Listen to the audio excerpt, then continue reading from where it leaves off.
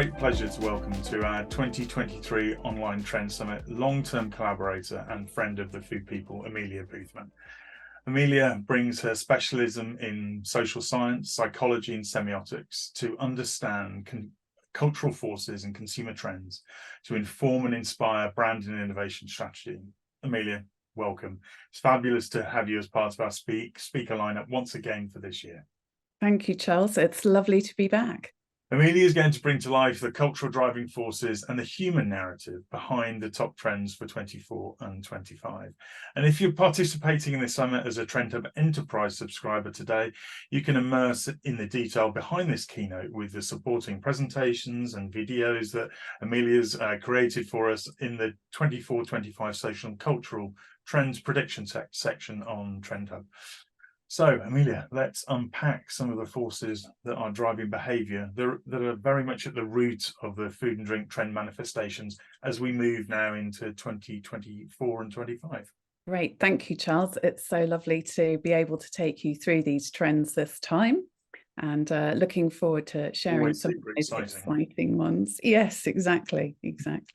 So I'm just going to take you through a snapshot of some of the most exciting ones that are on TrendHub. But of course, as Charles has just mentioned, there's a lot more detail behind them. First of all, I thought it'd be good to start with a little bit of an intro on why we actually bother analysing all the cultural trends behind the food and drink trends we see. And the true meaning, the why of a brand or a service comes alive through these visual and verbal, atmospheric and experiential ways in which it's delivered. So each sign, code or symbol can actually tell a different cultural story through the context it puts itself in. I quite like using the hamburger example just because it's really omnipresent globally at lots of different layers and types and styles of burger. So you've got the simple hamburger, but you can get one from McDonald's, Impossible Burger, or even a 3-star Michelin restaurant. Each has a really different value and meaning, as I'm sure we all know. And it's the subconscious messaging delivered through things like pack design, decor, communications, menu, atmosphere, visual format, all these lovely descriptions, which really brings the experience to life. And this essentially explains the why we want it and what's behind that what that we're being delivered to. So that's what I'm going to talk about essentially today. Another quick intro is how do we do it? So firstly, we identify the trends as always, analyse their strength and importance across the world. But then we actually take the imagery and this context I was just showing you with the burger as an example, and look at the signs, codes and symbols to unearth that meaning or the why, the culture, the social anthropology, if you like, behind them, which is the science part. So today we're going to take you through the big cultural shifting stories, the centre of our trends wheel, and then use these to translate them in the future over the next year with our clients to create things like unique innovation platforms or brand positioning platforms. But we're going to start with the macro stories today. So we have these central drivers and themes each year, which are laddered up from the cultural driving forces below them. So our big global theme this year is Adapt to Thrive. Last year, you might remember it was Under Pressure. This year, we have this slightly more positive adaptation and positivity coming through. Underneath it are the 4 macro cultural trends. I'm going to take you through all 4 of those and some example drivers underneath each of those today. And then, as I was saying, behind all of that, we have this detailed cultural wheel, as well as the food and drink trends wheel.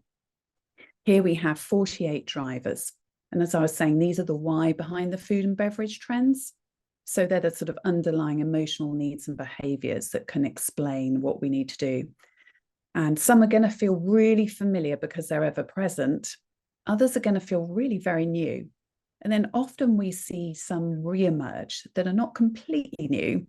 And when we delve back into the depths of time, we can see this as a cyclical driver repeating itself. But as I say, I'm not going to take you through all of them. I'm just going to take you through some of the strongest ones that we also think are the most interesting. But let's start at the centre of that wheel and talk about Adapt to Thrive. So we see, and we know, of course, that knowledge is power. And necessity has always been the mother of invention. We're now seeing a new resilience emerge amongst us, where we're facing into the challenges and creating change by breaking through new frontiers. And we're harnessing the knowledge and applying smart technology to adapt to the tension that we're living in between the financial constraints and the need to respond to the challenges of climate change, the obesity crisis, and many other crises that we see very much presently going on today. And this is now transforming and reinventing the way we live our lives and how we think about food. And we're now incorporating those adaptations that we now accept so as to emerge stronger. Let's have a look at the first of the macro drivers underneath Adapt to Thrive that have created this behaviour. First, we'll start with savvy living. So savvy resilience is becoming normalised and embedded in our behaviour, as we're just saying. And we've now adapted and learnt to live a smarter life. Obviously, savviness is not new, but the way that we're actually incorporating it more permanently is. And we're also finding positive ways to live in this new reality, which is even now seen as cool and clever. People are learning to enjoy life with these constraints by choosing to consume less, but better, becoming more sophisticated money experts. Now the cheaper money era has really ended. And we're finding ways of living in the new reality, for example, through interesting usage of smart ingredients, grains, legumes, rice, noodles, pasta, and by seeking out foods that maximize the benefit. When we do splurge on more valued experiences, these really need to stand out to justify the spend, with exaggerated, absurd, and unexpected offerings to make it really count. And so this leads us to our first question, is why has food become a space of ultra special experience in a time of this economic stress? Let's look at our first cultural drivers that explain this. So it's all about being worth the splurge, or in fact, this hunger for specialness. So as humans, we're always making these cost-benefit calculations and making choices that are efficient to maximize personal benefit, profit, or accumulation. However, for thousands of years, we have actually made space for a special form of activity that is harmful for this immediate survival and actually wastes resources. And ritual, as among the Maasai, takes enormous economic effort so as to create an emotional and psychological meaning. But over recent decades, to an accelerating degree, religious ritual has become on the decline, really, leaving a social and psychological vacuum among a large proportion of the population. And food is stepping into the breach. As another of our most ancient practices, ritualized food sharing, which is referred to by anthropologists as the basic social act, is becoming a space in which symbolic and experiential meaning is generated. We see the peak shift effect, which is a special way in which food activity is mentally marked as desirable. And it's through what biologists call this peak effect, peak shift effect. So, for example, if a rat's conditioned to associate a 3x2 rectangle with food and just a straightforward square with no food, it'll respond more frequently and more intensely to the 3-2 triangle, even when the food is taken away. And when exposed to an even more exaggerated rectangle, say with a 5-to-1 ratio, the rat will respond even more intensely to the stimulus. And we see this playing out in food for humans with exaggerated drama, because for food to occupy a more ritualized and higher cost space in the consumer brain, it must communicate a sense of drama distinct from the mundane eating experience. And it's achieved through exaggeration, even to the point of absurdity. And it has things like additional scripted or formalized behavioral elements like tableside service and very sort of grand experiences. Here we've got an example from our trends, our food trends, where you can see a 30-finger Kit Kat specially designed for Ramadan, which actually came out in Canada. Let's have a little look at our next question. coming from our savvy living macro area. Which is why has ambient food been gaining increasing desirability? So here we see the theme of ambient being awesome. And actually, this is all about learning to trust the process. So a long-standing narrative over recent decades has been the idea that industrialized or Fordist, as in factory-made commodities, are undesirable, inauthentic, and of low quality. This has overlapped with meanings of toxicity and pollution, with any product created in a factory something to be suspicious of or bad for you. And we really hate the process. In a world of food, products in the ambient aisle came to be symbolic of the height of commercialization and really emblematic of less natural food, less fresh. Some brands like Whole Foods Market and other global ones have constructed a new whole and fresh food as being good for you, wholesome. And so processed foods were traditionally found in the ambient aisle, like tinned fish, veg and soups, and they were still seen as bad. However, really interestingly, we now see an increasing awareness that ultra-processed foods are really the true root of all evil. This has enabled minimally processed foods to be reinterpreted as something simpler and more wholesome and less industrialized than the ultra-processed foods. This has meant that ambient goods can adapt and be reframed as more human and even more handmade in their processing. And so we see storage stories coming out.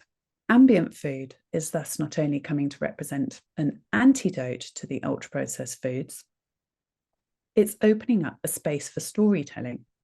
Whereas before ambient was linked to the characterless factory production, it's now got a very emotional and even creative meaning. And ambient is now coming to mean smart storage, such as this example we've got for you here of a 2D printed oat milk from Germany. So rather than commercialized convenience, it's much more of an authentic story that's been told. Let's move on to our next macro trend, which in this case is simply delicious. The continuing move away from shallow fads to a world more rooted in authentic, classic methods and recipes is now becoming more relevant, as it's proven to be more trustworthy. Elevating simple food can also bring a smile of joy and make you feel happy. In challenging times, playing it safe and simple reduces the risk it will cause harm. However, we still need to maximize taste through new creative combinations of comforting and nostalgic ingredients to do this. So we're focusing on real foods, but delivering a novel simplicity using wholesome, balanced ingredients, but creating a sense of pleasure and a dopamine hit through combining foods and flavors in unusual ways. So this leads us to our next question, which is, why is food becoming increasingly sensorially rich and surprising? And the themes that we see driving this sit around tickling the senses or being deliciously oddball. So in a post-crisis world, or possibly still a current crisis world if we're honest, an important and well-established response is to embrace a carpe diem attitude. This occurred in the 1920s after World War I as well. And this drive to seek and enjoy intense pleasure, which is actually hardwired into us, is suppressed in populations who have a more modest lifestyle. But after trauma, like COVID or the various conflicts we're seeing, hedonism can become activated when the populace feel they deserve it. And so we see an attention arms race. Today, people are bombarded with information from 24-hour news, messaging, to social media and marketing messages. And this leads to what we call in psychology desensitization and a resistance to stimuli, which has really prompted this attention arms race in which, as attention becomes harder to get, information has to become ever more evocative and clickbaity. And so we see oddball novelty. The conventional way to increase the attention-grabbing quality in information is to increase newness or novelty. But that may no longer cut it. Research shows that mild novelty makes little impact on the brain in terms of immediate dopamine production, which is our reward chemical. Only what the researchers call oddball information triggers a dopamine burst. Novel information has to be both new and surprising or counterintuitive for it to be mentally marked as special. And so we see counterintuitive food. In food and drink, new varieties and novel blends may once have been enough to arouse consumer interest, but now it takes more. And that's why we're seeing truly interesting and counterintuitive offerings emerge from savory cocktails, such as this example with an avocado vodka and a sweet potato sake from Sydney, or gourmet sour foods and fruits, along with pickling and smoking fruits used in dishes. Our next question is, why is old-fashioned food becoming ever more alluring? And this is all about classic comfort and dreams of softness. So human beings have always venerated those who have gone before as a way of constructing an order of authority and legitimacy. From ancestor worship among indigenous groups all over the world to the US's founding fathers with notions of golden eras, where things are simpler and better, we tend to idealize the old ways and idolize those who carried them out. The strength of this feeling about the past tends to vary depending on the contemporary conditions. And then we see this regression to softness. As primates, we're always tending to favor emotional connection over utilitarian necessity. As psychologist Harry Harlow showed in his now infamous 1958 experiment offering a monkey a wire mother with food, or a soft one with no food, the monkey spent almost all its time with the soft one. In times of stress, as in the world today, this deep drive is reactivated and we crave more comfort, in effect regressing to a childlike need for nurture. We also see youth-driven nostalgia specifically. It's no surprise that a new love of nostalgia in culture is driven by Gen Zs and millennials who've grown up in the uncertainty of the economic crisis. Not only have they experienced greater hardship overall than previous generations, they've been effectively forced into infantilization by the housing crisis, with a huge proportion now living with their parents long-term. And so we see in food dreams of yesteryear, a yearning for these ideas from before times when things were really better. And it's been manifested in new premium food and drink offerings, with classic dishes and recipes like burgers and hot dogs, such as this New York City hot dog example served with things like brisket, chili and mustard, to meatloaf, martinis, croissants and ice cream. This provides a soft and soothing form of nurture, with food brands as caregivers and therapy, though with the added dimension of dazzling premium deliciousness. Now let's move to our next macro driver. And here we see evolve smarter. Many now hope and believe that science, technology, and AI, of course, can't not mention AI, is overcoming the inevitable tensions between sustainable drivers, financial pressures, and consumers' needs and desires.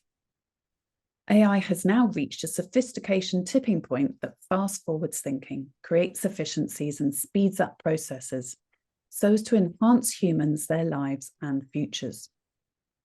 We see clever creative cultivation, such as preventive or regenerative waste practices, smarter, more seasonal aqua and agriculture, all of which may prove our saviour as we stare into the long-term consequences of our high consumption lifestyles.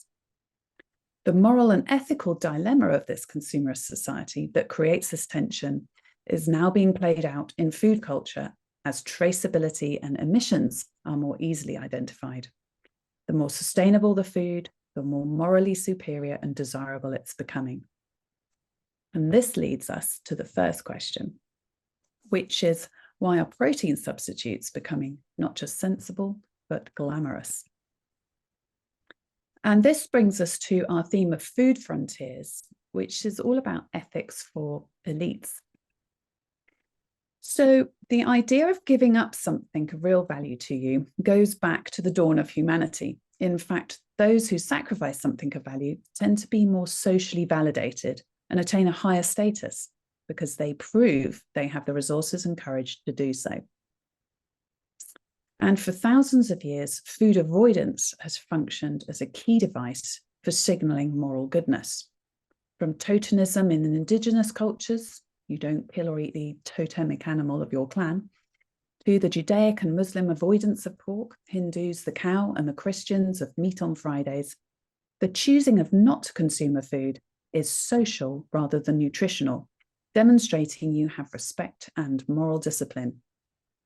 And so we now see acquired morality, because increasingly tech companies are driving innovations that enable consumers with knowledge and financial resources to have their cake and eat it.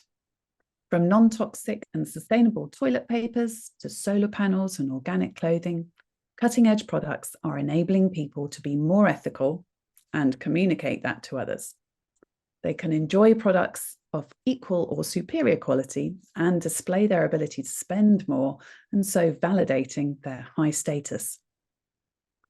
In food, we see delicious morality. Food avoidance actually has a key 21st century example in veganism. The widespread knowledge that eating red meat adds to global heating, fish species are being wiped out, and animal welfare issues, of course, are all making protein alternatives increasingly desirable, such as this vegan 3D printed salmon steak from Austria.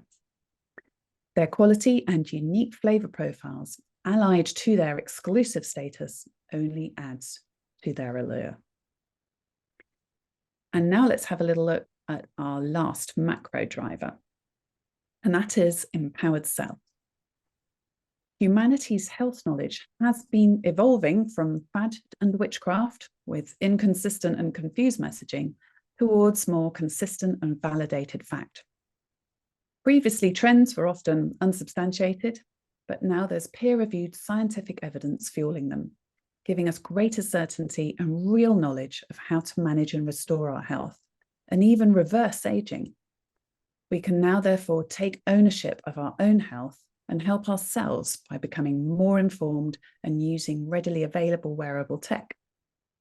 Evidence is constantly building that we can eat for long-term health, not just short-term fixes, tailoring our food to our biology, age, biome, and genes. So in a polarized world, we're increasingly reconsidering foods as those that harm, such as ultra-processed and sugars, or those that heal and empower. So let's have a look at our last set of cultural driver examples behind this. The question is, why is food more and more framed as either powerfully good for you or profoundly bad?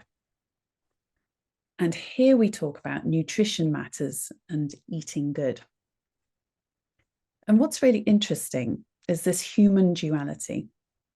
Many philosophers have proposed a dualistic interpretation of reality, such as anthropologist Claude Levi-Strauss, who made the same case for how the mind works. Studying global mythologies, he identified how we divide the world into symbolic opposites, ups versus down, wet versus dry, raw, cooked, and so on, with mythical tales being the device by which these binary opposites were explored and resolved. Today, polarization is increasing across the globe, and not just politically. As social media adds value to simple, easy-to-digest messaging, nuance has been suppressed in favor of easy-to-get polar opposites, sadly.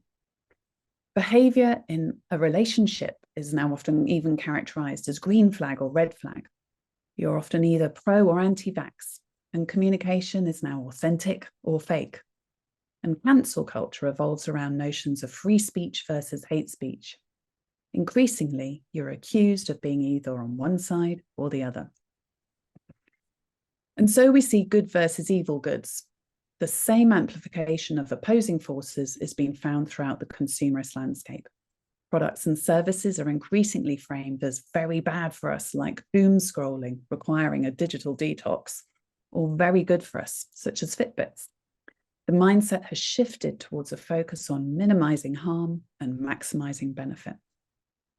And so we see this in food, of course, with halo and horns food. That's a halo and horns effect is often found in psychology.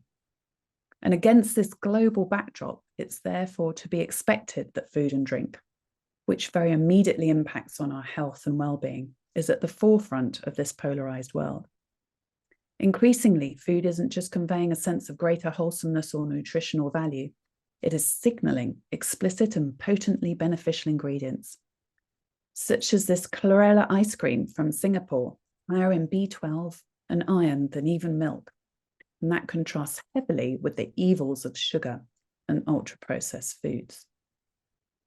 So that was just a little snapshot of some of the great cultural drivers that we've got here to share with you on TrendHub.